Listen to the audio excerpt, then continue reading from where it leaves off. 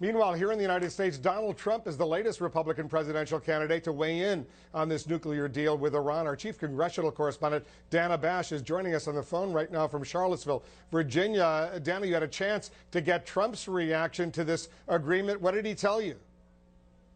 Well, I know it's not going to surprise you, Wolf, that not unlike the other 14 Republican presidential candidates out there, he was incredibly critical of it. He said in his typical blunt terms that it's a terrible deal. And then he said this. Take a listen. The president said that it's not built on trust, it's built on verification.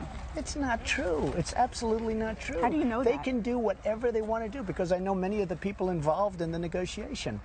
The Iranians are very good negotiators. The Persians are always great negotiators. They are laughing at us back in Iran. And why didn't we get our prisoners back? Why doesn't somebody say, where are our prisoners? Nobody's even talking about it. We have 4 people that are in prison that shouldn't be.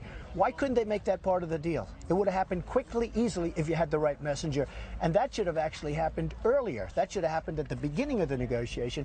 Plus, we shouldn't have given them money back. We're giving them billions of dollars. We shouldn't have given them money back. So you're in the White House, you're in the Oval Office. Iran and the specter of them having a nuclear weapon is in front of you. What do you do? Well, first of all, it wouldn't be that soon. And second of all, what I would do is I would have made a deal not from desperation. I would have doubled and tripled up the sanctions, and I would have made a much better deal. I would have also gotten our prisoners back. I'm not saying relative to nuclear that's a big deal, but to me it's a big deal because it represents something. We make a deal, we don't even get these 4 people back that shouldn't be there. I think it's terrible. But it's emblematic of the way they negotiate. It's like Sergeant Bergdahl. We get a traitor named Sergeant Bergdahl, and they get, look what they get. They get their 5 guys that they most wanted anywhere in the world.